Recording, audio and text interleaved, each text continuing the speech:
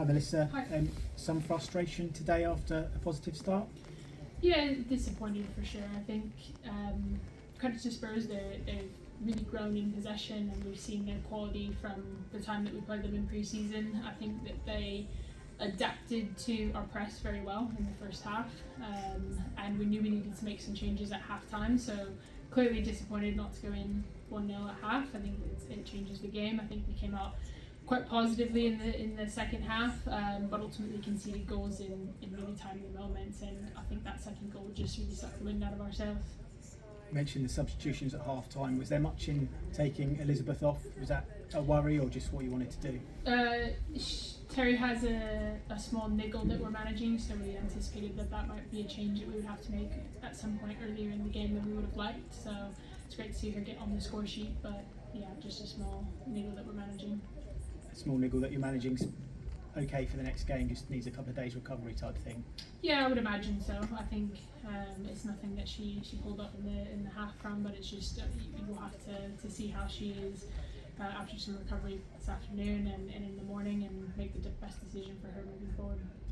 And just finally from me, just shy of 7,000 fans in attendance today. That's a really positive thing for the club, isn't it?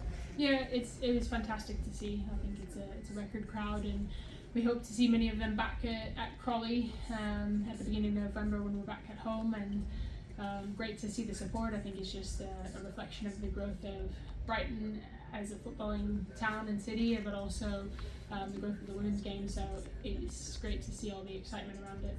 Thank you.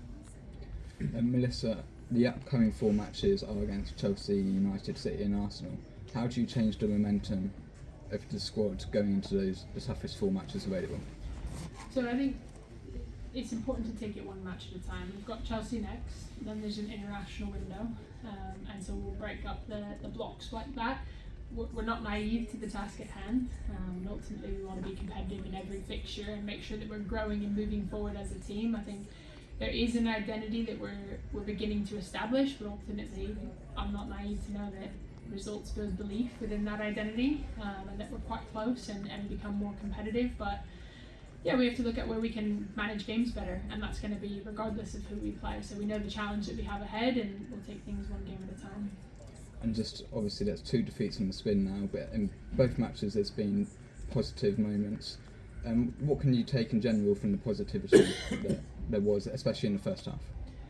Yeah, I think, we said it after the game, you probably learn more about yourself after a loss, of where you need to grow and where things have to be better. I think the girls are ultimate professionals and will go in and reflect and make sure that we move forward, but yeah, we know we have to manage possession better, we know we have to manage our attacking half a bit better, and we won't dwell on what we can't change, which is the past. We just have to pick ourselves up, grow from this game, and make sure that we make some positive adjustments on the pitch moving into the weekend ahead.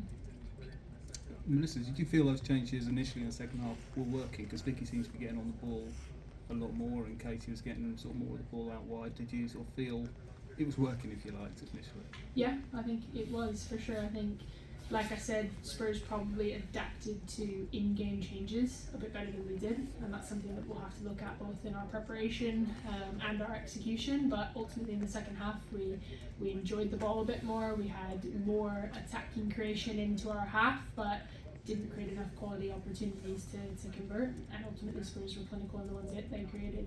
You made 11 signings, presumably it's going to be a case of some patience this season. Yeah, I think, look, we've had a positive run from pre-season and into the first game, and now we've faced a little bit of adversity, and it's going to be how we respond to that. I think the character of the group is fantastic, so I have no doubts in that we'll be able to dig deep and really push ourselves to become better week in and week out, but we know it's a competitive league, and these things do take time. Sorry, can I just ask about the goalkeeper? Is that a rotation? Are you sort of doing a rotation system, or on merit, or how does that work? Yeah, we have 2 very competitive goalkeepers and a third in Katie startup, so it's going to be a difficult decision week in and week out. Ultimately we brought them both in at the tail end of the window, and felt that Sophie Bagley was a little bit more prepared in the first couple of games. I think Nikki performed well in our cup game in the midweek, so yeah, it's really up for grabs. I think a lot of clubs are in that position with the goalkeeping department being so improved across the league.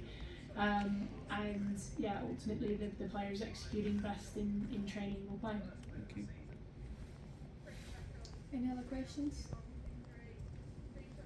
Hi Melissa. I know you already talked about one of the changes at half time potentially being injury, but I was just wondering, was there a tactical tweak to a back three in the second half, and what did that offer you?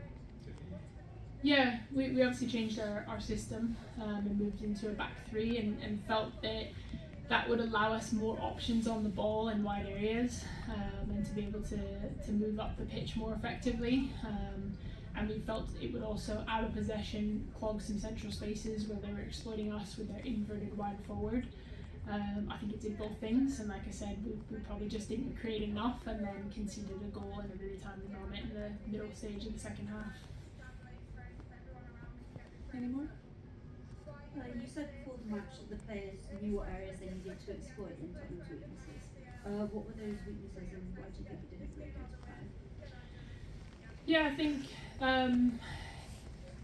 they managed the ball very well, and that's the reality. I think if you look at the first half and chances that they created, they didn't necessarily knock on the frame of the goal, but they managed possession right to left really well, and that tired us, and we were without the ball for large stages in the first half.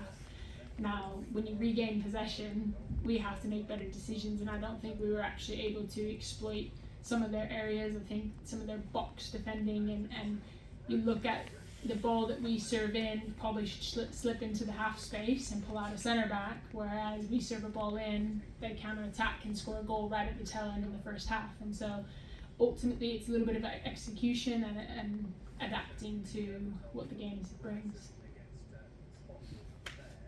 Perfect, thanks very much guys. Thank you. Thank you.